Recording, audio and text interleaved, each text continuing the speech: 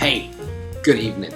Well, some of you told me you were ready for step 3 of Progressive Flashcards. So here we go. First, a little bit of a review. Step 1 of Progressive Flashcards is to go through and be able to see the word and spit out the definition that you have written on the back. Easy peasy, lemon squeezy. Now, in order to move to step 2, you must get through the entire stack of step 1 with 0 mistakes. If you make a mistake, you got to start all over again. Then we move on to step 2.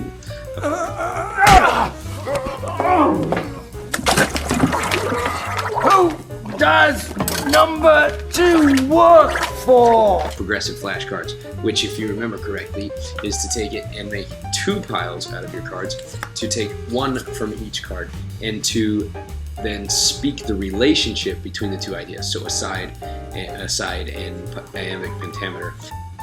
Sometimes it's as simple as both of them have to do with the topic at hand, which is a Shakespearean play, and do we always in an aside speak in iambic pentameter would be something really great to explore. And that is a relationship that not only you get to think about, but also get to explore and learn something else from.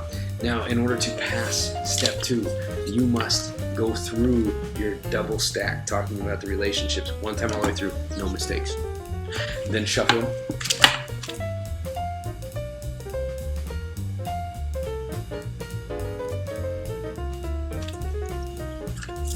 Like they do in Vegas, which I really can't do. And make a new pile. And split that into 2.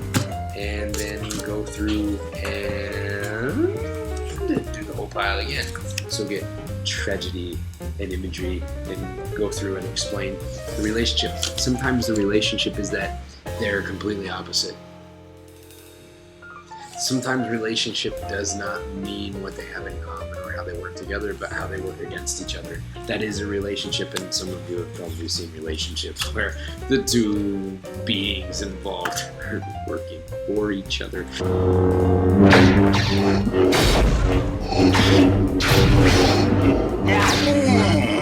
Now, when you get through step 2, Right, buddy, you show that turd who's boss. Twice, then you move to step 3, which is what this is all about right now. Now, we've seen a pattern, right? We've seen the idea that in step 1, you have 1 pile and you need to get through it once. In step 2, you have 2 piles and you need to get through it, twice. And so now we're on step 3, which would mean that we will make, say it with me, 3 piles. So 1 pile, 2 pile, 3 piles. Now here's the kicker. You pull 1, 2, 3. You look at your words. You have criticism, you have allusion, and you have aside. Now here is step 3. Now each of these steps represents a different piece of understanding, a different way to use your brain, a different way to remember and understand. So I always think about it as learn it, use it, own it. And now we're in the own it stage. So when you're flipping it on the step 1, you're learning it. In step 2, you're using it. And in step 3, you're owning it, which means you can write a creative, which means original, sentence using all 3 words. 1 complete sentence, following all the rules of a complete sentence, using all 3 words, because then you're not just describing the relationship, but you're using those words in a way that creates one statement, and you have to use them correctly and in the right context in order for the statement to make sense. So that is owning that word. And this is tougher than it really sounds, because it sounds really 3 words in a sentence. You could just say, I know the meaning of this, this, and this, but that doesn't really work. There's no easy way out of this. You must use the words in their proper definition, in the proper context. So, criticism, allusion, and aside. Now, I'm going to adjust the word allusion a little bit, which means I own it even more. So I'm going to say, in literary criticism, we can sometimes assume that an aside will allude to something that has happened in the past, or, and I'm throwing in a 4th one, foreshadow something that might happen in the future. That was really good, by the way.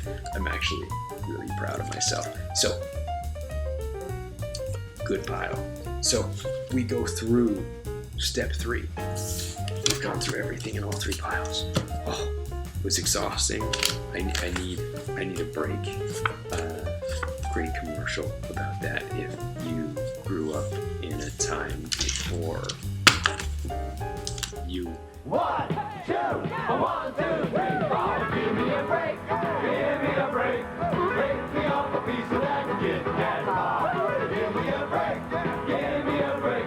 Break me off a piece of that Kit Kat bar. You can keep it to yourself, but it wouldn't be fair, 'cause that chocolate crispy taste is loved Everywhere. So give me a break.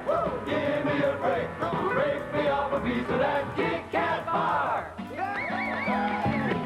Now, we've gone through step 3 one time, but it's not good enough. You gotta shuffle your cards. You gotta make 3 new piles. Equal amounts. More ambiguity. On the side. And exemplify. Then you have to use them in a complete sentence and go through the piles again.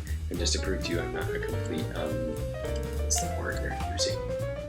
Something about a boat full of vinegar. That's crazy. So here we go.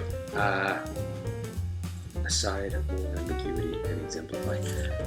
Sometimes the asides that we see in Macbeth can exemplify the moral ambiguity or lack thereof in the play. Good night. Goodbye. So we go through all the way, and then remember, step 1 you do once, step 2 you do twice, and step 3, that's right, you're going to do it 3 times. So once you've gone through successfully, you shuffle it again, and you make 3 piles, and you do it all over again. You have to get through 3 times in step 3 in order to be done with that.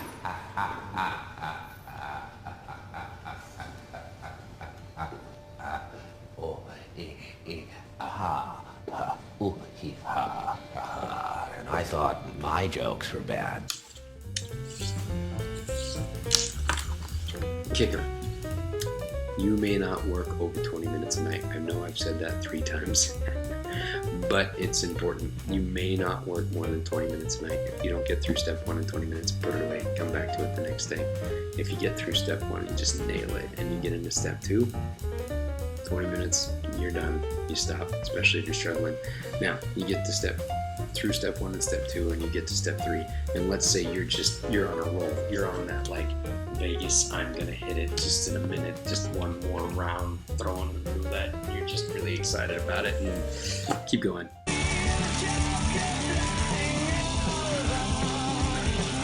Yeah.